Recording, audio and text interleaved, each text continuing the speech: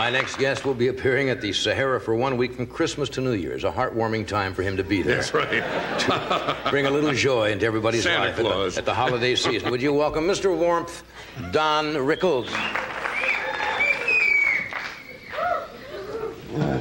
I just took George in his car and told him where he was.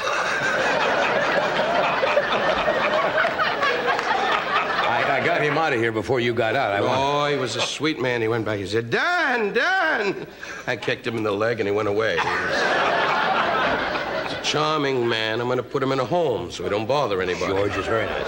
He's a sweet man. Don't you just hope we get to be that age? Yeah. Well, no, I'm not. Well, you will because you have nothing on your mind. We all have responsibilities and family. You got $6 million to sit out the beach and go, another beer, Mary! And he's not even married to Mary. Joanna's the wife. That's right. Yeah. She wasn't at the affair last night. I hear the jewelry tarnished and she couldn't show up. It was going to be a long evening. She was a little tired, that's all. Freddie doesn't laugh anymore since he knows the president-elect. That's right. He's very Just sits there going, I'm going to get rid of him and sit in the White House. All right, Mr. President, pass the beer. How you feel, Ed? Fine, thank you. Spoke to Johnny. He's getting rid of you. Anyway, now that it's an hour, he feels he can do it all alone. He don't need you anymore. Sit on those big beer trucks going, move him out, boys, move him out. How you feeling tonight? Last night we did an affair together for Sammy Davis Jr. for the Friars. You had, and you still have a little bit of it, you had a very bad case of bronchitis, laryngitis? Yeah, but how are you going to say to Sam you can't show up? You know, they'll move into the neighborhood. That's right. But it's a little humor. I don't want to get 4 letters. I love the black people. I have Harry Goins, has been my black... Been with you for a long time. Yeah, 20... You want to buy him? No.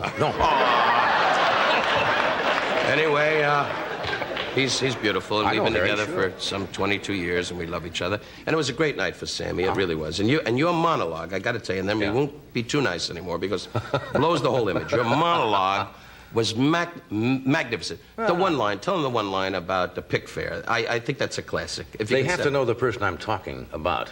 You must tell them. Jerry Buss, for example, is a very wealthy individual who owns the Lakers. I guess he owns World Team Tennis out here. And the world. Yeah, a very rich young man. And he just bought Mary Pickford and Buddy Rogers' home called Pick Fair. So I announced last night at the end of this affair for Sammy that I had an additional surprise for him from the Friars, that Jerry Buss was going to buy him and put him on his front lawn at Pick Fair. Those are the kind of lines you do. And Sammy did a great thing. He walked out. You were funny last night. It was a good evening. Well, you know, it's so funny when we go to these dinners, and you and I discussed it. You know, you go to the dinners, and when it's a friend, as Sammy is, to all of us, you know, it's so tough because you got to sit there for hours and hours. You know, Mayor Bradley was up there making a speech, and Alhambra was on fire. He was saying, I'd like to say, Sam, and 3 guys from engine companies came in with hoses. Mayor! Alhambra! He got on the mayor. Anyway, let me just give him the plaque, and then we'll get the hell out of here, you know. You got on the mayor pretty funny last night. Well, it was, he's a beautiful guy. He really is. You know, it's great to see a mayor sit at the dais and tap dance while you're talking. You don't see that too often. I mean, he was a wonderful guy. He really is. You know what I want to ask you about? Surely. That's the whole idea. We're not going to sit here and stare at each other's outfits. That's right. That is a cute outfit. As you get older, you start to go for the sports jacket and slacks. Yeah. So. And as you get older, you start to go for those Mickey Mouse suits. What are you talking about? Now, this is the toy Johnny Carson outfits that are made in Buffalo for $2. With the thin lapels and the cute little shirts, and in the back he has a fake dickie and there's no outfit. No fly, no front, just a little... Underneath he's wearing jeans and a dead cowboy suit. A dead cowboy suit? Yeah, well, they don't know. Of course, I understand that. Never ask you what you mean. We're not going to make this a question and answer. That's Hit the buzzer and win 2 trips to a luau. That's you went to England, and you entertained for the royal family? Shut up, Freddie. If you knew more than me, you'd be a guest. Anyway... You don't see him over here, No. do you? That's right. I love that. Ever since he did Bozo, he's drunk with power. It's Bonzo. Bonzo. Here's your Bonzo. Bonzo this. Bonzo. Bozo. It's the same darn thing. Bonzo. I don't follow apes. I'm a Jew. We own the whole zoo. What do you know from one little That's ship? right. That's right. You went to England to entertain the royal family? Princess Margaret? It wasn't exactly that way, John. Yeah. What happened was Bob Hope, who is a personal friend of yours and mine. Certainly. Does he know you? Yes, he was quite. Probably saw you on one of the floats. Anyway, as you can see, I got the Doc Holliday disease. Yes. Consumption there. Yeah, Vic Mature falling off the cab. Pow! Anyway, so we went to London with Bob Newhart, who was great because he takes care of the luggage and the passports. He keeps going, you can come into the country. Anyway, and that's in England, and they talk like that because they're all from India. Welcome to our country. Anyway, and they all got turbans on their head. Mem Sahib, welcome to our country. And Margaret Thatcher is on the corner going, don't talk like that. Anyway, and I give her a cookie and she goes away. She's really Well, we had a wonderful time. Tell us about it. We went to the Ambassadors and had a few drinks, which you don't drink anymore, and you don't drink anymore. May God give me a stroke if they don't drink. Anyway, so we went to the Ambassadors, and Bob had his scotch, and I had my few vodkas, and we enjoyed. And then we did the gala. The opening night was the gala. It was 4 days of golf. My wife said, Barbara said to me, listen, we never get a chance. You never do these things. And you don't like those things. You don't like golf competition. I know that. Or bowling. Ed goes to anything. A dead moose hangout. Anything, you know. 2 falcons in heat on a road he shows up for, you know. But I don't usually do that. I'm very self-conscious about that. And my golf, you know, I love to play golf. And I'm not too good at golf. You're terrible. Right. Right. Good. You didn't have to zap it in that strongly, but I am terrible. But I love it. It's the whole idea. I'm not in competitive competition. Right. So I got to the golf course, and the punchline was 15,000 people are watching. We were up all night at the Ambassadors, a wonderful club in London, with John Hill, who was like the Sydney... Is it John Hill? John Mills. John Mills, sorry. And he's like the Sydney Grinch. He'd go, we're going to have the pheasant under the duck. And Bob Newhart, who's a wasp from the Middle West, kept saying, do you have a Pepsi? I got to do a commercial? Yeah. I got to do a commercial. Sure, to keep that big estate going. That's right. So those hunting dogs don't die. Now, I want to know, in the time we have left, how Princess Margaret reacted to you, not having probably known you and knowing your humor. Well, what happened, in all fairness, Bob Hope presented me like, and as always, as you know, it's a custom for some reason, which I'm flattered by, and you've, and I've said this many, many times, you've been my ace in the hole, the guy that got me really rolling in this television world. And so they knew me from your show over in England. That's the truth. And Dean Martin's show. That's the 2 things they knew about me. And Bob said, and now, again, you know, at midnight, after everybody had 88 drinks, and all the British comics got up, and they're lovely, you know, Jimmy Tarbuck and Bruce Forsyth, and they said, and guys, and this is similar, exaggerating, went, and 2 guys went for an ale in a bucket, and set them on with a tuppence too, and a mother fell, and a queen fell, and a tuppence. Aho! Aho! Aho! And I said, my hand to God, John, I said to my wife, I got to get a triple vodka. Get me anything. I'm not an alcoholic, but I need something. And Newhart had already been off, and Bob did his adorable thing, which he does. He does it so great, the telephone thing, which they can all communicate with. Right. And Bob said, and now a guy that's going to destroy, and they went, hey, is somebody going to destroy us, you know? So I walked out, and I said something about the Queen. I said, Your Majesty, forgive me, and bum, bum, bum. I said, look, how'd you get all the jewelry? How'd you get so rich? And bum, bum, bum. My mother's living in 2 rooms in Miami. You have a big house with a flagpole, and I'm getting fed up, and boom, you're sitting here laughing, and they're all going, aho, aho. And they keep checking with her to see if it's funny, you know? And she was sitting there quietly having her martini going, aho, aho. And the whole evening, everybody's going, aho, ho, ho, ho, ho, ho, ho. So I didn't know where the hell I was. I kept going, aho, ho, ho. And Newhart kept saying, get the cab, get the cab. Punchline, show's over. We sit down. I said to my wife, as we all do, we have 3 of us being married, and the wives really have a lot to say. And my wife quietly said to me, absolutely good. Just cool it. Just cool it. Be relaxed. You did good. Boom. I said, Barbara, I'm so nervous. She said, forget it. Guy comes in. He said, would you come and meet Her Majesty? Her Highness, she'd like to meet you. I said, who? What? Who she want to meet? And my wife said, it's us, dummy, it's us. Boom. This is Princess Margaret. Princess Margaret. And we walk over, and I say, Your Highness. And the first thing out of her mouth is, that's my sister. And I said, oh, pardon me. So we sat down, and it was only us. Yeah. And the Secret Service, their Scotland Yard, you know, and they all have white gloves and a lot of dickies that are popping up. And we sat down and we had a lovely discussion. And she said, "How's your mom?" I said, "How's your mom?" And we discussed this, and we chit-chatted it. And I gave her a recipe for a Jewish message, and she did. She said, "Really?" And we did how, and we walked away. And I said to Barbara, "This broad's rich." So they done you. Really rich. And we had a ball. That's wonderful. We'll be right back.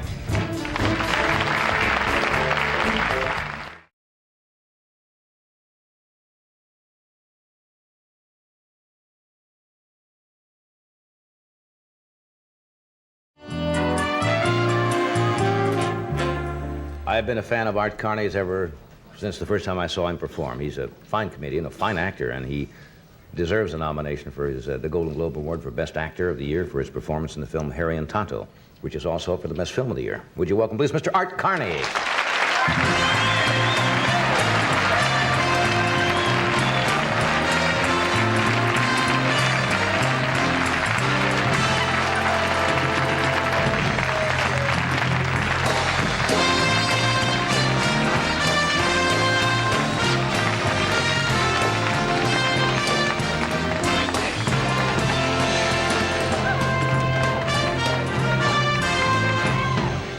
I should have known. Why? I remember the last time you were on the show was the night we had Burt Reynolds on and Dom DeLuise. We were throwing eggs, and you came in with no trousers on that night. That was a full moon. That was a full moon night. What makes you think I got trousers on tonight? What are you wearing on the thing here? Well, they make. Actually, I was. I had a nosebleed. Seriously. Yeah, you were going to be on the show about a month ago. What do you want me to look? No. Where's the nosebleed camera? And You were booked for the show. You saved these? Yeah. And they kept me there for a week, and it kind of scares you, you know. The thing lasted about 18 to 24 hours, and they tested me for high blood pressure, and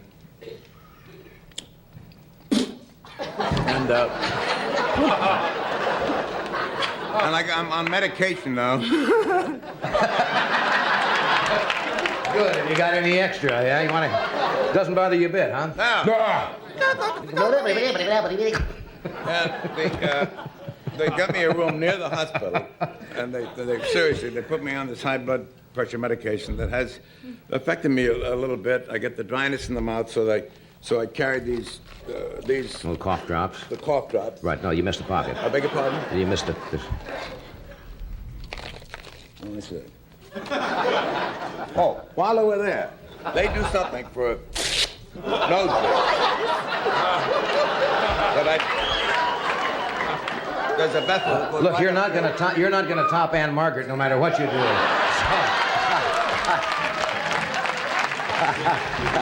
No way. Yeah. No, but that's true about the nosebleed, and it was kind of a serious thing, right? And it scared me. Anyway. Luckily, they have a hospital right near NBC here, St. Joseph Medical which they had to put in when they put in the commissary. It was a law. I think that there has to be a hospital within a reasonable distance. And I got there. This is for flatulence. You mean it helps it or it gives it to you? And they got me a room near the hospital because, you know, in case the thing flared up. And I was watching the show a little while ago, and Shirley called me up and said somebody had to drop out or something. Would I get over here? Well, this is the way I look at the show every night. And I was lying in bed there, and actually about 15 minutes ago, I was thinking about Moose's meatballs. You had a yearning for Moose Yes, meatballs. I called up the deli, said, "Do you send Moose's meatballs to go?" With the raisin cake toasted and coffee light. And I said, no, they didn't, so I'll get over there. And I saw her dance, and I just stopped thinking about Moose's meatballs. Yes, trying to pick you up. Did you look good? You look in good shape. You look good now. Well, I had a hot flash about 10 minutes ago. It brought a little color to your cheeks, didn't it? So, anyway, I did what I could to get over here as fast as I could. Well, I'm sorry about the outfit. But no, I think you look stunning. that's the way it goes. I think you look stunning. How do you feel generally? You get things occasionally? I feel pretty good now, and I lost weight, and I think one of these pills that I take in the morning is a diuretic, which, well, it takes the fluid. Takes water out, yeah. Something like that. And the other four are yellow. They move. They're moving. Moving pills.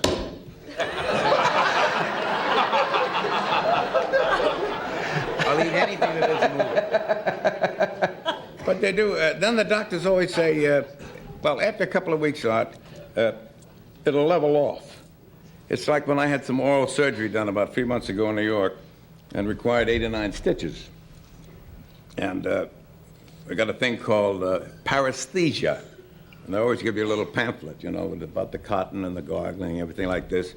And they said a little numbness may occur from 3 to 4 days after this operation. Don't worry about it. Yeah.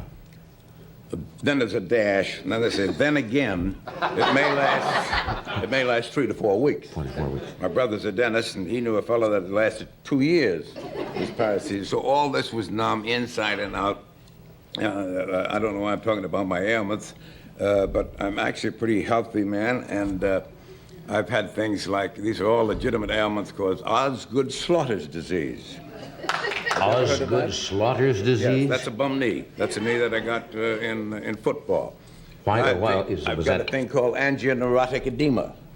Edema is fluid in the... Right, angioneurotic edema. Now, you can get, the first time I got this was in the lips, and the lips swell up like that. I've had it in the eyelids, in the ears.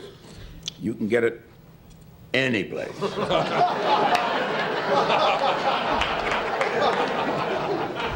The most serious place of all I got it was in the throat, really, in San Francisco. I was on the road doing a play, and opening night, this thing started to swell up. I don't know, it's partially allergic and this and that and everything. So that's the yeah, and it swelled up. And then the next day, we had a matinee, and I'd had my breakfast, and I was talking to my wife, and I said, well, it went pretty well last night. I hope the people in the front row didn't notice the fat lip. And I got talking, and pretty soon I was talking like this and everything like this. I said, what's the matter with me now? And I couldn't talk. And this thing had hit the, I don't know whether you've had this happen to you. I hope it never does happen to you. Hit the vocal cords, hit the voice box. And is there a box down there in your voice? That's what they call it, the larynx. The larynx. And all of a sudden, I'm talking like this. And they got me to a doctor. Do you want some of this? No, thanks. No.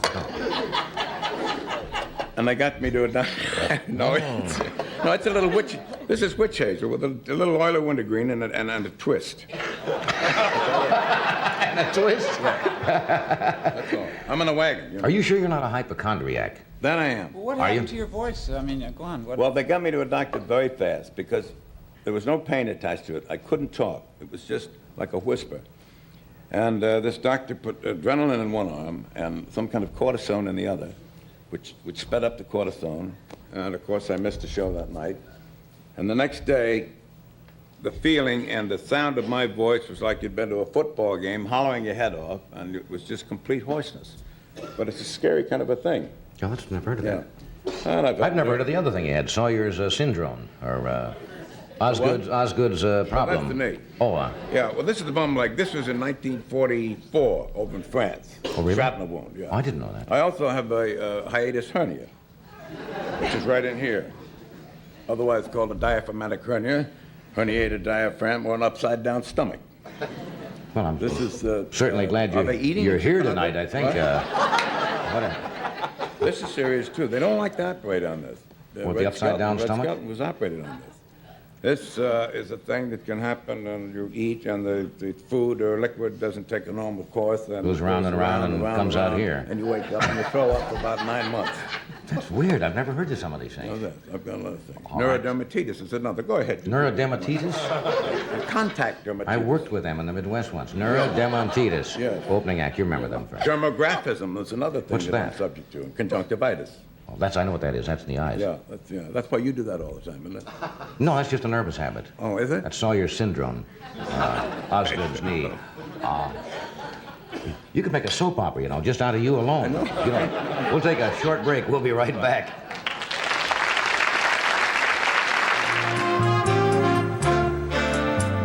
One of Mr. Carney's very talents is playing the piano. We have a piano. Wishing I could play the piano. Well, you play well. frustrating. You play well. Would you like to noodle something for us? Certainly.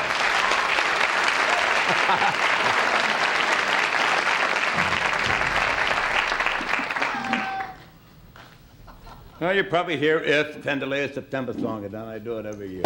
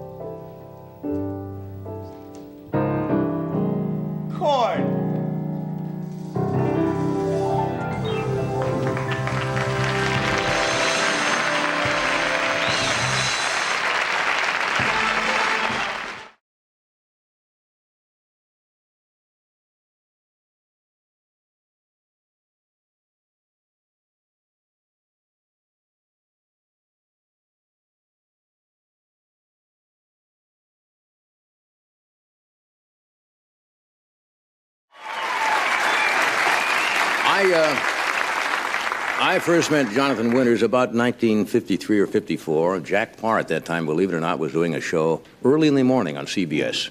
And I went in to fill in for him once, and they said, you have a fellow called Jonathan Winters on today. And he came on, and I thought then he was one of the most inventive, off-the-wall comedians I have ever seen, and I still think that.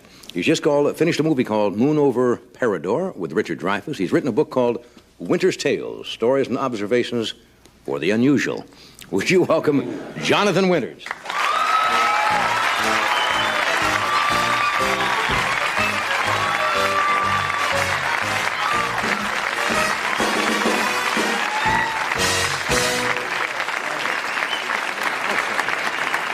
Little pouch there. Well, Just a little you know, pouch there. turkeys carry a lot of stuff in front, and it costs them their lives. So I'm carrying everything. I've been carrying it for a long time, and I tell you, you know, it's just since we're on this. Yes. I'm so thankful, really, to be here at this particular time, because of the book and because I'm alive, and you know, my shoes are corrective. I can feel my toes now. They didn't come through a chiropractor. What is not a chiropractor? You're a colonel. What is it? Or general? Chiropodist or A podiatrist. chiropodist? Or podiatrist. Podiatrist. You know, I had too many guys working on my feet. That's why they had to be corrected. But at any rate, I stopped drinking a long time ago. Oh, yes. Obviously, I haven't stopped eating, but I stopped smoking. There's so little left. And that's out. And the feet are out. That's a memory, too. That's a memory, you know? Yeah. It falls off, and it's gone away. Flies away. Does it bother you getting older? No, it doesn't bother me. I'm 62 now, John. What was it you said one night? You were on the final... Final glide path. Yeah. It's the fourth quarter. Yeah. For those people who are doing a lot of this, get ready. You can't take that can through. It doesn't happen.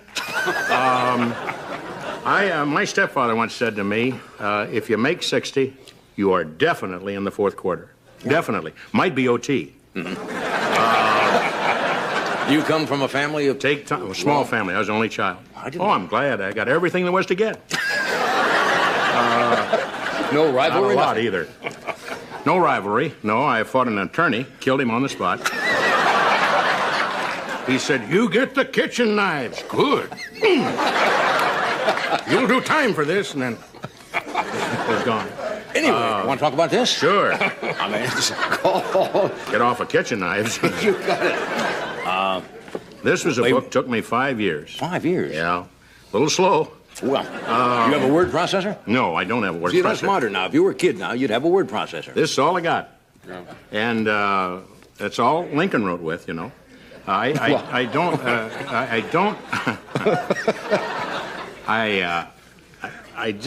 can't type, very honestly. I can't. It's unfortunate. And with the secretary situation, it's a little frightening, you know. The senators are being reported and things. So I thought it's better to stick with a little hand. Did your wife suggest you should not use a secretary? Yeah, Was that your right away. She said that ballpoint pen, get on it. And so I went down the basement and between jobs wrote this little 216-page book. And it's a book on short stories, a little poetry, it's reflections, observations. It's not what you call a funny book. I don't want to turn you off on this, but it's reflections, observations, which can be funny. Pithy comments. Yeah, pithy. Yeah. Toward the end, it gets pithy. But you can sit, and you know where you sit a lot of times. You can sit there. Here, Margaret, look at here. And What's your favorite? Anything in here you'd like to... well, they're all my favorite. That's an ego problem. No. Before you do that, why don't you find one, and we'll do a commercial. Okay. I'm just as interested as you are. Your hands are cold. Yes, my hands are cold. Hold on to me. We'll do this, and we'll come right back for our reading corner. All right, friends, now, in our author's corner, this is what I'll call our normal author spot now, and John's going to read from his Random House did this book? Yes. A little excerpt from some of your observations. Okay. Okay? Sit right up. Pencils up or pencils down. This is called How much money did you make today, little man? How much money did you make today, little man? Only 15 cents. I sold an old green bottle I found buried out back of the barn. How much money did you make today, little man? Carried some groceries, 4 big bags of them, for an old woman to her car. She gave me a whole quarter. How much money did you make today, little man? I raked leaves all day long for Mr. Rogers. Took him into an old dirty sheet down to Buck Creek and burned them. Both my hands are sore and full of blisters. Mr. Rogers gave me $1, a silver dollar. Said he'd had it for a long, long time. That's Mr. Rogers cracking nuts.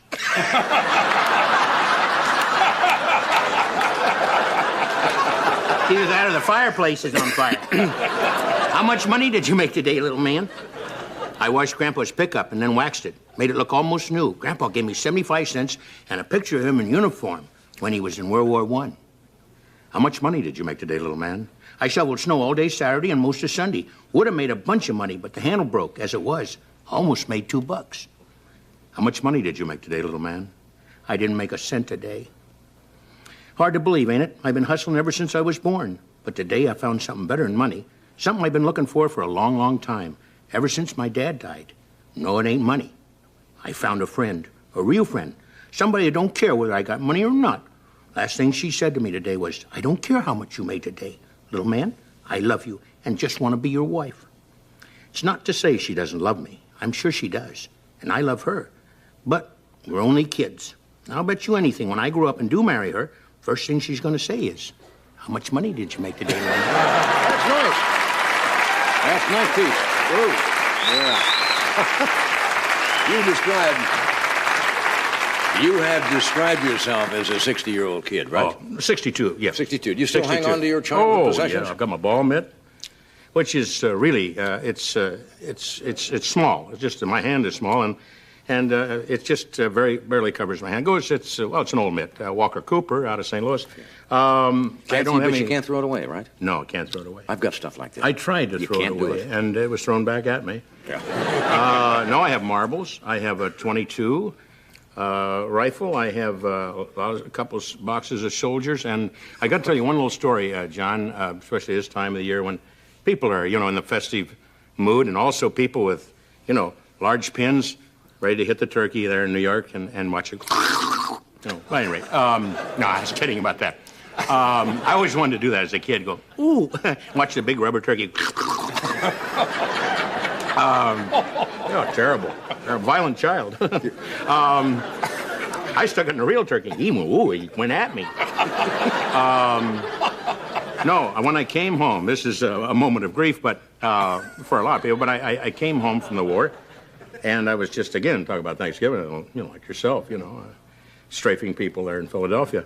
But I came home, and I went down the Stone Road, and my mother was there, and I said, you had to cue her a lot, and she was in show business. She was in radio and an actress, but I'd say, Mother, it's me, and her eyes were not Vaseline at that time. And I said, Johnny, your son. I see you. So it was a very demonstrative family, and ran to a lot of the minorities would run and grab each other, but whew, boy, when you're full Caucasian, a lot of times it's back off, So, full Caucasians are like Caucasian. that. Yeah, I know what you mean. So, and eventually she grabbed me, the bottle dropped, oh, nice, sweetheart, it is you. And so I went to my room, which got this area in here, bed, wash bowl, and a commode, and place to hang the funny shirts. So I said, Mother, it's great to be home, number one. And I said, where are my toys? There's a long pause. She said, you're 20 years old, dummy. And very sensitive at that time, too. I mean, if you said that had been said to me in the service, and of course, grenade. So I didn't have any grenades, or she'd have been history. So I said, Carol, say about your mom. We were a tough family. You gotta call it as you see. You got it. Because she'd survive. I know her. Yeah. And tough old lady. Blow her into a tree, come right out with some squirrel, So she said, you're 20 years old. What are we talking about the toys for? And I said, she said, I gave them away to the mission. I said, that's all right. That's okay, the poor kids. But you should have written me, those last hours in Philadelphia where I discharged. And I said, please, why, you should have let me know. And she said the line I'll never forget. She said, well, sweetheart, how did we know that you were going to survive? So that's when I put her in a home early. A lot of warmth in that family, huh? Parents are funny. I know they kid a lot. Yeah. Let's go back to the very first Thanksgiving. Oh. Very first one. Okay. How do you manage it was as a pilgrim? I mean... Well, you have to realize at that time, which I don't think a lot of people do because so many years have passed, they were basically from England, downtown London. And either that or, Southampton. Bye-bye, have a good voyage. Of course, the little boats were kind of a joke, and they went around in circles, and then everybody, so about 7,000 people went... And they moved out. No Evan Roods in those days, gang. So I imagine they got to Plymouth Rock, what it was, around 1620? Mm-hmm, about that. Something like that, 1621. Jamestown, I guess? Jamestown, good. And guy pointed, that's Jamestown. Yes, it says on the map, Jamestown. Everybody, yeah. And, of course, the boat went right into Plymouth Rock, and they swam ashore. And then they got up on the rock, and everybody prayed, usually on the rock. And those that didn't pray were cuffed around a little bit. And by the minister, hey, don't you believe? You don't believe? So then, of course, the Indians showed. God bless the Indians. I still have, a lot of love and respect for the Indians, too. They were obviously in just standard, buckskin and feathers. And here are these people, and the Indian would say, of course, that was a Wyandotte, and you could distinguish him from an Algonquin or Iroquois and Seneca, and he was saying, look at the buckles on the dummy. And, of course, it was something for an Indian because he had no buckles. Good waist, tight, and maybe a rubber band, but certainly not a buckle. And it'd say, and then the guy had buckles on his shoes. Hey, no wonder they were not wanted right away. And then the buckle on the hat told him that he'd had some special treatment. But that's pretty much Thanksgiving as I remember it.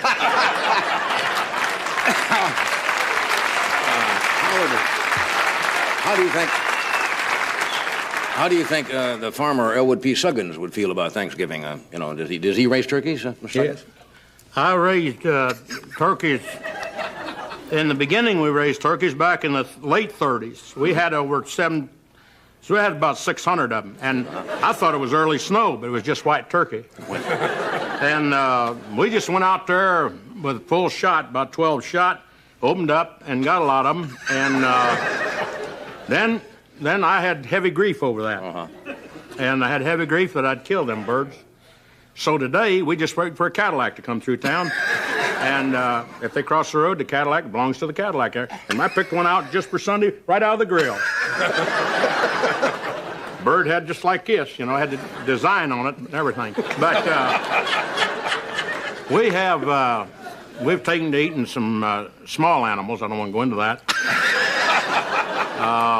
Mrs. Suggins is still living, Mrs. Suggins is full of life. Yeah. She's bedridden. Oh, I didn't know. Yeah. Which works in her favor. I see. I give her a box of chocolates. Good-hearted woman, though. And a new VSR, whatever thing. She's asked for something special. See movies on it. Watch some movies, yeah. Yeah, and she watches that. Yeah. And I watch her, and then we watch the movies together. And I get her to the window so that she can look at the kids. Just drag her out of bed and over at the window. Go ahead, look at her. Put it on F6 and put it on CU, close up, and then I drop her out of the window. Kids will play with her for 2 or 3 hours. Yeah. Well, they've dragged her around and wore her back off. Yeah, well, I want to wish you a happy Thanksgiving and give my best to Mrs. Suggins. Sounds like a remarkable woman. Are you watching to it? Yeah, well, she's probably watching now. We'll be right back. We'll be right back, honey.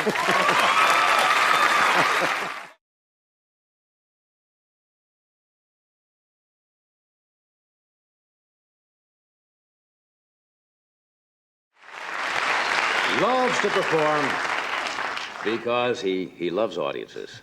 And even at his own club in New York called Dangerfield, strangely enough, he still doesn't get any respect. But he'll be working at the Tropicana Hotel in Las Vegas for 6 weeks starting February the 17th. Rodney Dangerfield.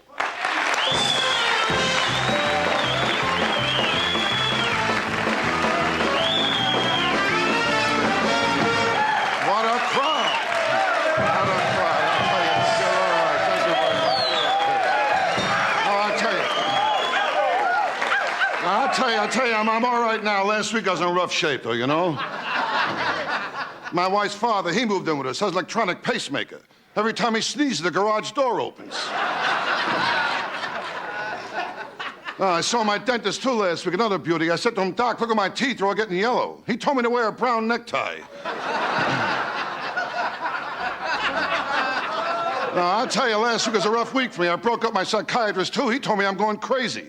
I said to him, if you don't mind, I'd like a second opinion. He said, all right, you're ugly, too.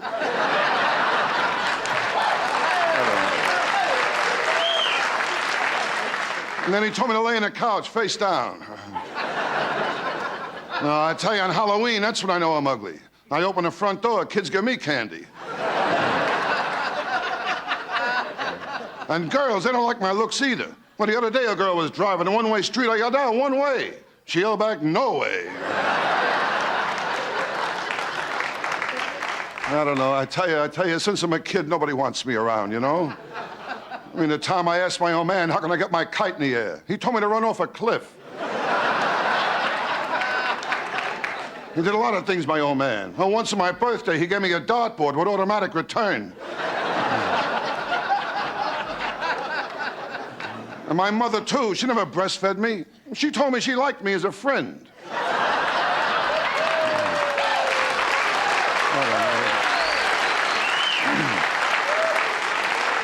I tell you, since I'm a kid, I don't get no respect from anyone. Well, last week I donated blood. The family thanked me for saving their dog's life. And my wife, she's no better than the rest of them. I told her when I die, I want to be cremated. She's planning a barbecue. And with my wife, I got no sex life either. Outside my bedroom window, they caught a peeping Tom sleeping. What a sex life. Well, my dog keeps watching me in the bedroom, wants to learn how to beg.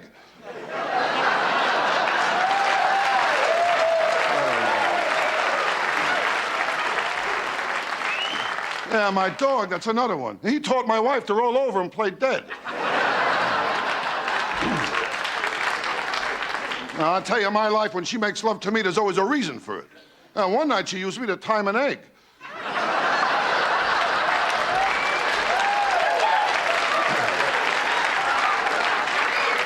And I'll tell you something else, too. I don't like the nickname she gave me either. Microwave. Hey, Hollywood.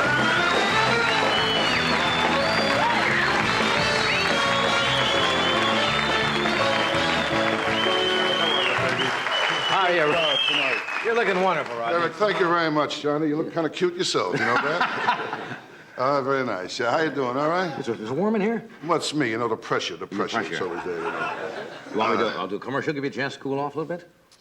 Whatever you like. It's okay. I mean, it's not my ball game, you know. That's right. But we'll do this We'll return. And we'll go right after this, sure.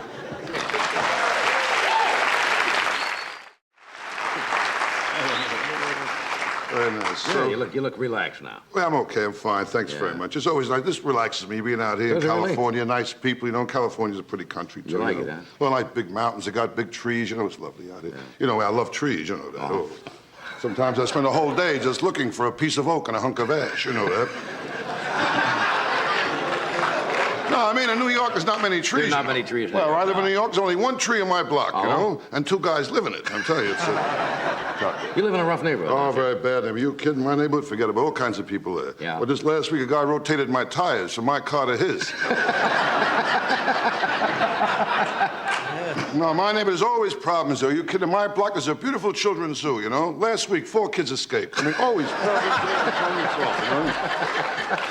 No, but I'll tell you, kids are bad today, Johnny. Bad, They're bad today, Johnny. Yeah. I'll tell you, my kid, too, full of smart answers, you know?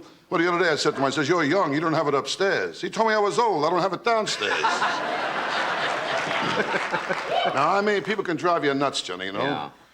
Like the other night I went into a place, I asked the bartender for a double. He brought out some guy who looked like me.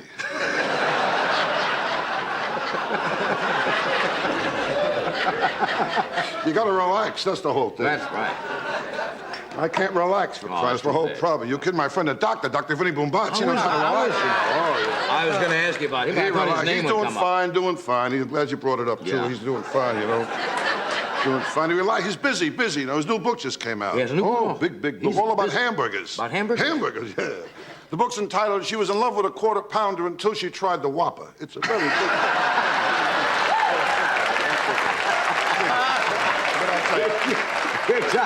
Your doctor writes a lot of funny books, doesn't he? books. All about hamburgers, yes, sir.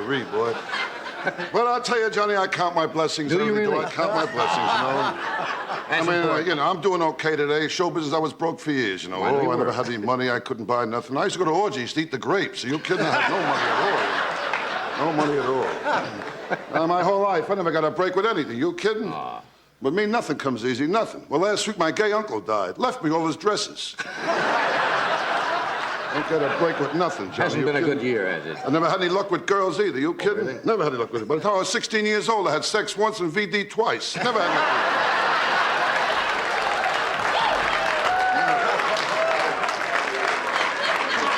When I was a kid, I never got girls. Never. Really? My friends didn't know, though. I fooled them, you know.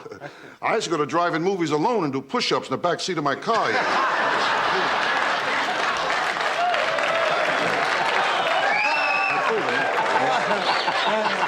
I mean, I got a girl here and there, but nothing, you know. Yeah. Nothing. Well, one time I took out a real fat girl. Ooh, was she fat? Big girl. Fat out there. She was so fat, I mean, during sex, guys asked directions. You know what I mean? That's a big girl. Big girl. Big girl. Fat as no guy. I lose some weight myself, Yeah. Johnny. It's awful. It's the whole thing today. Look thin, you know? Yeah. I found out the best way to look thin, you hang out with fat people. It's the only way, I'm telling you, you know? It's healthy, thin, and health. That's what's health. We didn't come to health yet. Right. That's right. Health is important, you know? And I'm getting old. I'm not a kid anymore, you know that? We all get old. I'm at the age now, I tell you, I'm envious of a stiff wind, you know? I'm getting very old.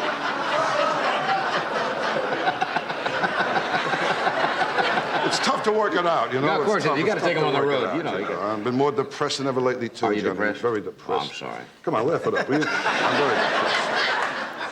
No, I'm very depressed. It's worse than ever. This depression, Yeah, go ahead. it's like a heaviness on top of me, Johnny. yeah? It's always there, this heaviness, always right on top of me, you know? Other guys get up in the morning, a new day, up and at 'em. I wake up, the heaviness is waiting for me nice, you know? And sometimes I even talk to it. And I say, hi, heaviness. And the heaviness looks back at me, today you're gonna get it good, you know? You'll be drinking early today. And I don't want to drink because I'm a bad drinker, I'll tell you that, Johnny. When I drink the next day, I got to do two things. I got to try and locate my car, and I got to bring back the car I took. I mean, I'm a bad drinker. Remember that one? Yeah, sure. Of course I do. Of course you do. I know a lot in my bed. I don't know. Bring on the next guy. I don't know what I'm doing.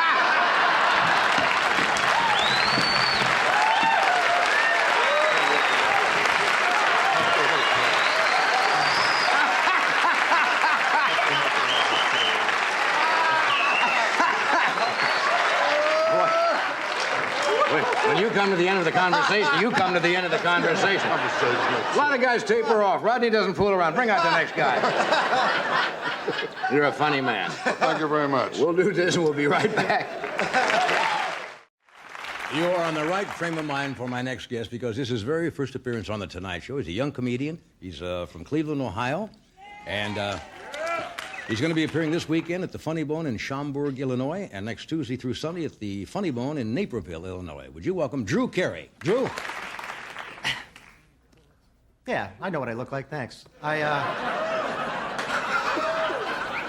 People are staring at me. It's okay, people laugh at me all the time because I look like that guy from the ad in the back of the comic books for X-ray specs.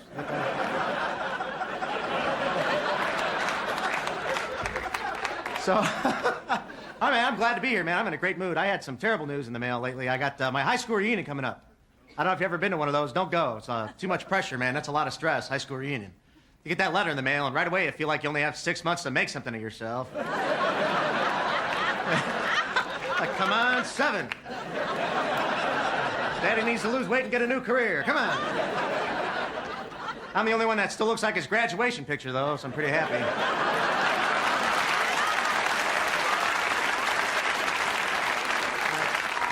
I know it's funny and everything. I just don't think looking like this is worth that one joke. But anyway, yeah,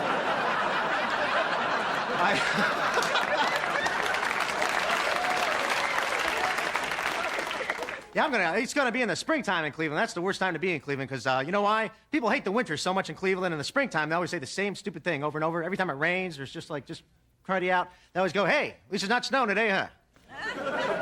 All through the Midwest, man, these people are so excited there's no snow. They just, hey, not snowing today, huh, pal? Pokey, poke, poke, poke. And then they poke at you like they're letting you in, some kind of big thing, you know? It'll be 40 degrees and raining. You'll be sitting at a coffee counter trying to mind your own business. A big guy on each side of you just poking away, man. At least it's not snowing, huh, pal? Pokey, poke, poke, poke, poke. He's right, could be snowing. Poke. Hey. People always say that to you like it's the worst thing that can happen to a guy. Like, hey, Drew, how come you're limping? Well, I was laying around the house, naked, playing with fireworks. I accidentally blew off an M80 in my lap. Wow. At least it's not snowing, no, huh?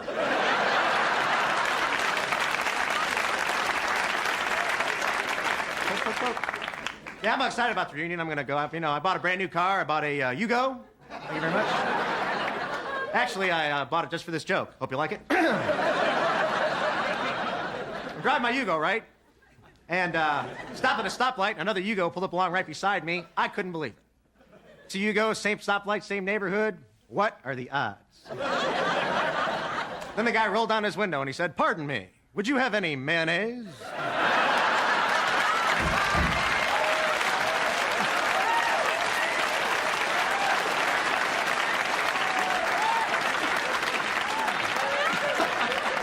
But of course, I had a little packet from Arby's. Here you go, pal.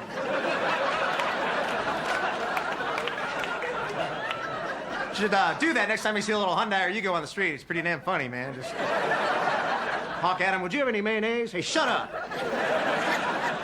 I don't even have a radio, man.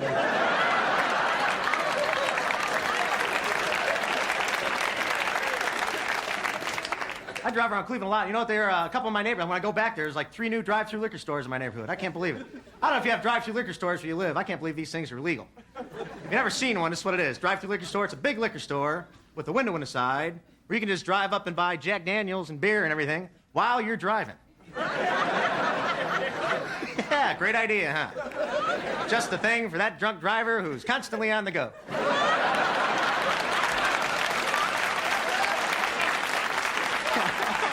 No time to stop at a real bar. I got things to do today, pal. Places to go, people to hit. I'm a busy man. Yeah, just not enough hours in the day to hit everybody you want to hit. Christmas time, up on the sidewalk.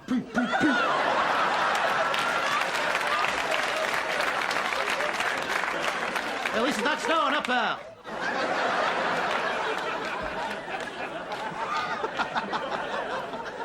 Yeah, when I go back, I'm gonna, you know, I used to be skinny in high school. I gained a lot of weight since then. I'm kind of chunky now. I've got a little bit of gut. So I'm wearing this big old suit.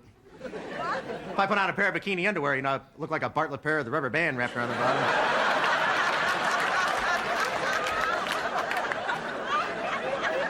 Well, you know, it's the food, you know, that's what it is. I really enjoy just bad food. That's all there's. Denny's has my favorite thing on the menu. It's a hot dog with cheese and bacon. Yeah, not enough nitrates in a hot dog. Gotta put some bacon on top of there. And for an extra $1, they'll put chili on top of the whole thing. For people who don't care anymore. You know?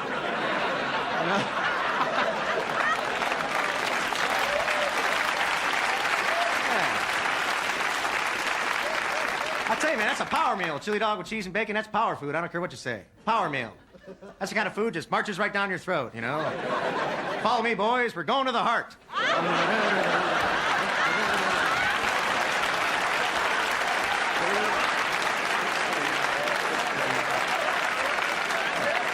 What is that, lettuce? Get the hell out of my way,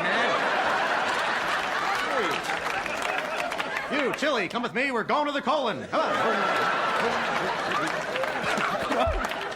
Quick, before he gets home. Come on. Quick, before he gets home. Not even kidding around about that part. You eat a chili dog from Denny's, man. It's like a race with the devil to get back to your house, man.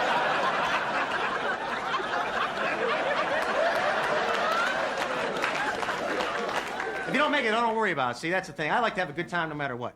Nothing really gets me down, not even bad weather or anything. You know, a lot of people get bummed out when it rains. Not me. I love it when it rains. More it rains, the more I like it. Bring on the rain. When it rains really hard, see, I like to run stop signs just to make cops get out of their car. Yeah.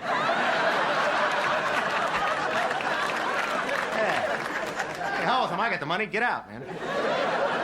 Why make the money if you can't enjoy spending it?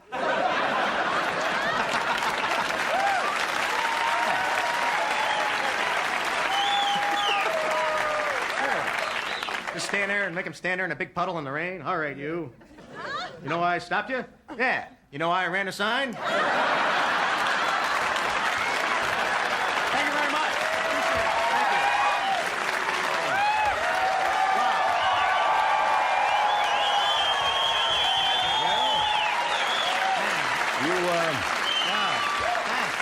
Thank you very much. You can't do any better than that for your first shot. Thanks. No way. Thanks, appreciate it. You know, Johnny Henton is a friend of mine from Cleveland. He got called over, too. So Yeah? you owe me $5, man. You're funny as hell. Thanks, I appreciate that. You Thank really very much. are. Thanks. Oh, you too. Yeah. You don't have to say that, but what the hell? I'll accept that. This is great, man. Thanks for even having me. Hi, Ed. How you doing? I was on Star Search. That's where I got my. You were? Yeah, remember me from? No, but I was on Star Search. Yeah, and I was in the Marine Corps too. Yeah. So Yeah. thanks. Did you win on Star Search? Well, one show and then. One show? I can understand that. Me neither. 100 grand. Well, you got to come back and be with us again, will you? I would love to. Thanks very Sure. much. Yeah, thank you. We'll be right back. Thank you very much. That's a good shot.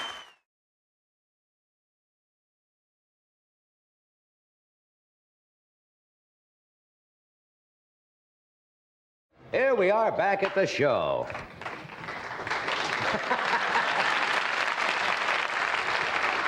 This crowd is Just feel it. Yeah, just feel it I want to out. see if anybody else is going to applaud. Then they'll go. I pronounced one of our guests, the young gentleman from England, who is quite a singer. Very exciting, that you will see tonight. His name is Gordino. I said Giordino. It's Peter Gordino. Gordino. He has 4 lovely young girls with him tonight that are going to dance. Yeah. Nice production number here tonight. I saw one in makeup. A comely lassie, blonde of coif, rather clever of figure as well. Oh, yes. Doc's going to be appearing this Friday, Saturday, and Sunday. Like you didn't know. Up at Magic Mountain. Yeah. With the Now Generation Brass and Today's Children, with the whole show. That he has successfully taken around the country and made a bundle with. Not to mention that I'm going to be playing at Buffalo. What? It'd be nice if you'd mention I'm going to be at Melody Fair in Buffalo this weekend with my act. You be in Melody Fair in Buffalo. New York? Buffalo, New York. Yes, they have moved it, have they? No, Buffalo. You're going to... What are you going to be doing this weekend? Well, now that you bring it up, I open Las Vegas Saturday night. Well, Did you there know that? are. We can mention all I that. do. Freddie DeCordova will be back here. Right. No, we open for 2 weeks at the Sahara Hotel Saturday night. You're going to be in Buffalo, Doc. It's nice, everybody. Nice to know we're all working. Did you see the Patsy Awards last night? No. They have a show. I guess it's televised nationally, called the Patsy Awards every year, where they give awards to outstanding animals, which strikes me kind of funny. I don't know why. That have been in motion pictures or, I guess, television the past year. And tragedy struck last night. I don't know whether you knew it right afterwards. Well, Ben the Rat won. Did you know that? Ben the Rat won an award. Whoa. And before he could accept, Morris the cat ate him. And then Morris was chased up a tree by a dog by the name of Farouk, that also won up. The whole thing was a shambles. Betty White and Alan Ludden cried for a couple of days and just dissolved on them. Billy Graham, I like to count as a good friend. He certainly needs no laborious introduction. For the past, I guess, almost 2 decades, he has brought guidance and comfort to many, many millions of people of all faiths. Would you welcome, please, evangelist, author, educator, Dr. Billy Graham. Well, that was quite a monologue, and I appreciated one thing about it. You've been reading the Bible, I see. You knew about the commandments. Yes, I know. You know, I would sound awful, but if you ask me to name all 10 of them right now, and this probably sounds terrible, I would probably leave one out somewhere. Oh, I think you could think of all of them. Yeah, Because all of us have broken all of them. So I think we could figure them out. Do you think everybody... Everybody has broken every commandment. Yes, sir. The Bible says if we break in one point, we're guilty of all. Oh, I see. And then when Jesus came after Moses, he explained that the 10 commandments can be broken in your heart by thought and intent. So in that sense, we're all guilty, and that's the reason the Bible says that everybody's a sinner. Even Ed is a sinner. Well, that Comes as quite a surprise.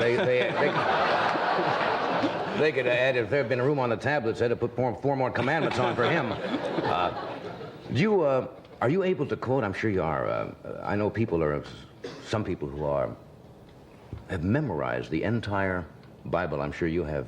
No, I have not. Run across people that can do I have that. memorized parts of it, but I met a man in Africa, an African in Nigeria, about 15 years ago, that had memorized the entire New Testament in 2 languages, English and his native language. Well, that is incredible. And I have met a number of people, not in America, but I've met a number of people in foreign countries that have memorized the entire Bible. I met several in Korea last week that had memorized the entire New Testament. That's incredible. That It is requires incredible. some kind of almost special And there are, memory. and yet it's not so much, because there are less words in the New Testament than in the average Sunday edition of the New York Times. And many people read the New York Times through every week. I Well, hear you could read people that do. the New Testament through every week if you wanted to. I didn't realize that. Do you like what they have done? Do you like the modern interpretations of the Bible? And I read that they're working on a now more or less an updated version of the King James. Yes, there are a number of, in fact, there's about one version, I'm told, a week coming out. Right. Some biblical In various scholars seem parts to of the feel world. that it loses, I guess, something in the modernization. Well, it does in some areas, but in others it makes it clearer, because you see, when Jesus and the other people in the Bible were speaking, they spoke the language of the people. We no longer speak that King James Version language, Elizabethan English. Mm-hmm. And many people don't understand the Bible just because they don't understand that language. It's no longer the language that America speaks, no longer the language that Britain speaks. I have people in areas where I come from, in North Carolina, up in the mountains, that some of them still speak Elizabethan English. Is that true? And some of those old hillbilly songs that we have are really from the old Scottish songs of 200 years ago. You just mentioned Korea a moment ago. You've just been overseas and in Korea, and I understand the crowds were the largest you've practically ever played to in your life. Well, they are probably the largest that anybody has ever spoken to in history, because the smallest crowd we had was 500,000. And the largest crowd was last Sunday afternoon. We had 1,100,000 in one service. And that was so incredible that I could hardly take it in. But you're not talking about television, are you? No. Really? I mean, an actual mass of crowd. people. We had 7 cameras on it. We have pictures of it, and it will be on television soon. Well, we have some film excerpts, I think, of this crusade that you've made overseas. That is incredible. It's got to be a overwhelming feeling to Well, a stand up in front of a historian crowd told that me large. the other day that the nearest that he knows in history was Dwight Eisenhower when he went to India in, I forgot what year, I think it was 55, and had about 800,000 that he spoke to at one time. But this crowd was electronically counted, and the organizers that counted it had a very ingenious way in which they counted. And so I would say it was fairly accurate. It might have been under or over. Some people thought it was over, some under, but it was somewhere in the neighborhood of 1 million people. That's incredible. Can we show some of these? We have a short film clip here. I believe this was shot in Seoul, Korea. Seoul, Korea, that's correct. And I haven't seen this film. Billy, you can comment on it. That is our arrival at the airport. My wife and I are arriving at the Seoul airport about 2 weeks ago. And that is my wife. And they came out with all their flags, and a choir sang. They Was had this your government first, officials. No, I was in Korea during the war, the Right. Korean War, about 22 years ago, and spoke to people. Now, these are people here that when all-night prayer meetings, they stayed up all night to pray. And every church in Korea has a prayer meeting at 4:30 in the morning. And the Korean church is growing. Now, there's my wife and me in the plaza, which is 1 mile long, a paved strip, 1 mile long and about 1/4 of a mile wide. And we're talking on the day before the meetings begin. That's where the people are going to come, and they've marked it off so they can count the people. You I see, see, each that's area there seats 4,000 in each square, and they marked it off so they count. Now, this is the last day where the Good 1 million heavens. people, now it fades into the background, the millions. They're in an airplane taking this quite some I can distance see the up. crowd right in the middle. And these are the people gathering. They started gathering several hours early, and in fact, many people were there all night. Thousands were there all night, spending the night so they could get a front seat. And they sat so close together. These are the people still coming together. And it was a fantastic sight for us. I had never seen so many people together anywhere, of course, in the world. And it was very much like talking on radio, because the people couldn't see me, and all I could see was a mass of faces, and that goes on for a mile in each direction. Is that the interpreter now? That is the interpreter. I say a phrase, and he says a phrase. I say God is love, he said God is love. I say God is great, he says God is great. And we go 1, 2, 1, 2 that quick. And he is very fast and very good. And the people listened, and they responded, and as I said, the church in Korea is growing 4 times faster than the population. Now there I am leaving by helicopter, and they are waving goodbye to me with their programs. Look at that. 1 million people saying goodbye to us. That is a very moving incredible sight. scene. That's an incredible scene.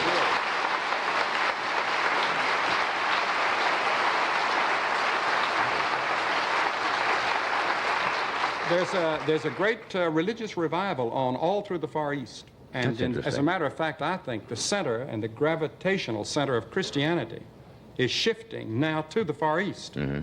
And this is happening in areas in Japan, in Thailand, in the Philippines, in Indonesia, more in Indonesia than any other country. How do you account for that? Well, Christianity began in the Middle East. It went to North Africa, then it went to Europe, then it shifted to America in the last century, and now it's moving to the Far East, where it's never had much of a grip. Well, they say history runs in cycles, and they're like all major countries have their particular decade or That's right. generation, and it revolves in kind of a historical cycle. Well, my wife was born and reared in China. That's what I heard. And she had never been back to the Far East since then, since she was 17. And it was a very moving experience for her. She went to school in Korea, up in the North Korea, in Pyongyang. And it was a tremendous thing to see those people and the dedication and the discipline. They study. They get up early in the morning to pray. There are 1,500 Protestant churches in Seoul alone. And it's unbelievable what's happened in the last 5 years. It was an incredible film. Let me interrupt for a second. Forgive me, but we will be right back after this word. Welcome back. We're talking with Dr. Billy Graham. I always look forward to your visits on our show because I feel I can ask you questions, personal questions, which I'm sure a lot of people would ask around the country, and I always try to project myself and what you must be asked as you travel around. Do you ever think about death at all? I mean, does any fear of it? You read about so many people nowadays that seem to be so uptight about it, and I saw a program the other night about it where doctors were trying to prepare. Doctors had no preparation in how to treat patients that were, for example, terminal, and they found that people went through various stages about death. But I wonder, as a healthy man, we all think about it occasionally, but I wonder if you ever think about it, have any fear of it. I think we think about it a great deal, Johnny, more than we admit, because the University of Louisville did a study some time ago of university and college young people, and the #1 subject that they think about between the ages of 18 and 22 is sex.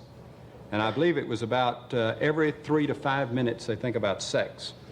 And then the second time subject, interval has broadened out since I was in school. the second subject that they think about most is death. And that comes about every 4 to 5 minutes. A person at that age level thinks about death. That's incredible. And the suicide rate, for example, among students, as you know, is very high throughout the world, in Japan or in Sweden or in the United States, all over the world. And young people do think about death, as well as older people. And it's going to happen to all of us, and yet we hate to face it. And I think that the subject of death has been suppressed in our generation, very much like sex was in the 19th century, the discussion of it. We buried it. We made out like it didn't exist. Well, I got in some trouble a few weeks ago because with the morticians around the country, because I was talking about death and the fact that we tell children that the grandfather has just gone away and he is sleeping and so forth, rather than telling children exactly what does happen and about the high cost of funerals and the pomp that goes with it, and they kind of got on me. But you know, the fear of death is gone when a person, when I found Christ as my Lord and my Savior, the fear of death was taken away, and now I'm just as certain that when I die, that I'm going into another world that's just as real as this one, that it's helped me to face life here and now. That was my question. What do you envision after That's right. Well, I envision heaven. And I'm not going there because I've preached to a lot of people. I'm not going there because I've read the Bible. I'm not going there because I'm good. I'm going there because of what Christ did for me on the cross. I'm saved by the grace of God. Now, the word grace carries with it the idea that I don't deserve it. I can't buy my way. I can't work my way. I'm a sinner, just like you, and just like Ed. And you folks. Excuse me for interrupting. It's terrible. I hate to stop when we're just starting here, but please stay with us, and as soon as we get this out of the way, we'll come back and continue. And now a word from Doc about the American Motors Gremlin. Welcome back. We're talking with Billy Graham. Well, you were right in the midst of talking about when people die, rather than use the euphemism passing away or gone to your just reward. The correct word is die. So you have no fear because you've accepted, you said Christ is your Savior, and you have absolutely no fear. But when you said, and I think it may sound like a childish question, but I think even adults ask themselves, you envision life somewhat as it is here on earth, and that's very difficult for the average person to visualize at all. I think that's the only thing, the only point of reference really that we have to go by is on earth, because we don't know. The Bible teaches that we are going to have a body, and it's going to be a body like that of Christ. The Bible teaches that the ultimate goal of the true believer is going to be a place called heaven or paradise. It's not going to be a place where we sit under palm trees and have a beautiful girl fan us, as some people envision heaven. It's going to be a place where we work. And I think that we are going to be able to go from planet to planet and from one part of the universe to the other, and I think we're going to be able to go as fast as thought. And I think we're going to have other worlds to conquer. We're going to have tremendous enterprises that we're going to do on other planets. And I think there are many indications in the Bible about this. We're not going to go and just sit down and rest and relax. Now, the first few years, I'd like to rest a while and play a little golf. Sure. And I hope they have golf balls and they have the a great thing course. up there. They have a great course. Because I'll miss it if we don't. But I asked my wife one day, who's a great student of the Bible, I said, Ruth, do you think there's going to be golf in heaven? She gave a marvelous reply. She said, if golf is important for your happiness, it'll be there. Can't argue with that. Do you also envision, for the sinner that, say, doesn't accept in the Christian religion Christ as your Savior, that there is purgatory, per se? Do you think there's that kind of a God that would condemn or damn people? But when children grow up, you know, they are told this very often. You be good, you go to heaven. And that's the child's concept of heaven, is sitting around on a cloud. Mm-hmm. If you are bad, you will be punished. And that's kind of a frightening concept for a young mind to grab a hold of. It is frightening, and it should be. I think that the Bible says the fear of the Lord is the beginning of wisdom. And we have a false concept of God. God is a God of holiness. He's a God of righteousness. He's a God of judgment. And a person who faces Christ straight out and deliberately rejects him, that person is in a totally different category than the person in the middle of China that never had a chance and never heard. The person who deliberately rejects is going to pay a fearful price. Now, Jesus used a number of words to describe it. So does the Old Testament. The prophets used it. It's called punishment. It's called condemnation. It's called Hades. It's called all sorts of things. Whatever it is, and I'm not prepared to say what it is, but what it is, it's separation from God, and that in itself will be hell. Because you take in this life, if you live this life totally separated from God, from all love and all joy and all peace and all satisfaction, that would be hell in this world. So in a sense, the person who doesn't know God here is already, in a sense, in hell. Mm-hmm. And that will be extended into the future life, according to the Bible. And I think it is something to contemplate. I think that we're taught that fear is very important. I teach my children that to watch out for rattlesnakes, because we have a lot where I live. I teach them to be careful in traffic. My son flies an airplane. I always say, be careful when you go up there. I want him to have a certain amount of tension and fear as he's flying, mm-hmm. so that he doesn't have a wreck and kill himself. And there is a legitimate fear, and I think we should face squarely who God is and what God is and what he demands of us. Do you feel sorry for people who espouse the atheistic philosophy and live their life and say, all right, and not rejecting God. They just live their life as if God does not exist, and they go their way and do their thing. Well, I would, 99% of the American people say they believe in God, according to the Catholic Digest. But there are millions of what I would call practical atheists. They say with their mind they believe in God. Something inside says, well, there must be a God, but they live as though there is no God. And so in a sense, that is a form of atheism. And to those people, I think that's a very dangerous life. Yeah. Can I ask you a personal question now? And I'm not asking this as a shock value, because I'm sure as someone who goes all around the world, you're from that. Have you ever seen an X-rated movie? I don't mean that to put you on the spot, but it's so much in the news, and it has so much to do, a lot of people think, with morality or a lessening of morality in the country. And I just wondered, as somebody who preaches the gospel, in your line of work, that you would have to see it to be able to be informed. Well, I have seen several R-rated movies. I saw 2 in a hotel where you call down and order room service, and they turn it on your television screen. I didn't know that. And I went to see. I saw one with my son in London. He wanted to see one that he said was a marvelous picture about motorcycles. And it was called The Mechanic. I found out that it had nothing to do with motorcycles. And it was AAA rated in London. That was supposed to be excellent, but they killed people in every way possible. I think that you can kill, and people died in every way possible you can die.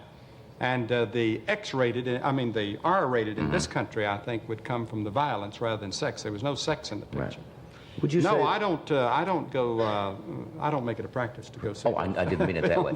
I think what I was trying to draw, do you think that, say, a young person, and using, they'll say the word normal, I'm not talking about the average young person, would be more adversely affected by exposure to an explicit sexual film than he would to excessive violence in a film where, as you say, that there is killing and murder and garrotings and so forth for no rhyme or reason? Which of those do you think would affect him or harm him the most? Do you think? I think both would harm him. I think that I wouldn't be prepared to say which would be the worst. I think the violence that we're seeing in some of our pictures today is having a devastating effect on people. It can't help but have it. I think that we're seeing it in the generation that we're growing up in today. This is the first generation that is a television-reared generation. Now, this is not against television. Right. I'm for television. I use television. It's the greatest means of communication we've ever had. But just like atomic energy, you can use it for good or you can use it for bad.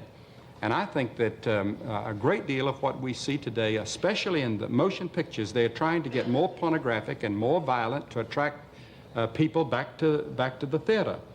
But I think that we have seen in Sound of Music or the Walt Disney films that you can make great motion pictures and make a lot of money and be clean. And I think that there is a swing back in that direction. I was reading the other day, I think it was Frances Langford or some former film star who said that she wasn't going back to see any motion pictures till they cleaned up.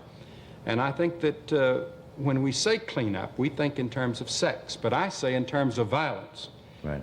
The violence, I think, is helping to create a great deal of the violence in our society. And I would like to see some good, clean, honest, great motion pictures like we used to have.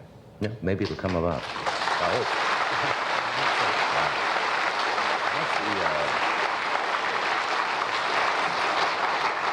You know, if you want to see a good movie now, you have to wait and see something on The Late Show, maybe, and see something that was made about 25 or 30 years ago. They're all playing, too. What's the most often single question you're asked? I suppose that the one that I would be asked the most is, how do I find God? I think that more people write me or ask me that question than any other question. I would say the greatest problem people write me about is loneliness. I think loneliness is probably the greatest problem in America as far as the psychological problem that people face. From both young and old? From both young and old. You can be lonely in a crowd, and psychologists have begun to call it cosmic loneliness. In other words, I can be in a party, having a big time, and all of a sudden, for just a moment or two, there sweeps over me a sense of loneliness. And I personally believe this is a loneliness for God. We're made for God, and without God, We have a loneliness. There's a dissatisfaction, and we never find it, no matter how powerful or how rich or what pleasures we have. There's something empty there that only God can fill. You were just telling me during a break your schedule coming up, which is incredible. You leave tomorrow, I believe, for Atlanta. Yes, I'm going to Atlanta, and we open in Atlanta next Monday night in the Atlanta Stadium where the Falcons and the Braves play, and we'll be there for a week. And then I go to Minneapolis for a crusade in the fairgrounds, and then I go to Israel and to Jordan, and then to London for a crusade in August, and then in September in the University area of North Carolina in the stadium, and then to St. Louis, and so on and so on. Just fantastic. Well, I hope between one of those trips you will drop by and see us again. And sometime we'd like to have you and Ed come to one of our crusades. We could probably use it, Billy. Badly. Get us before it's too late. Thanks for being here.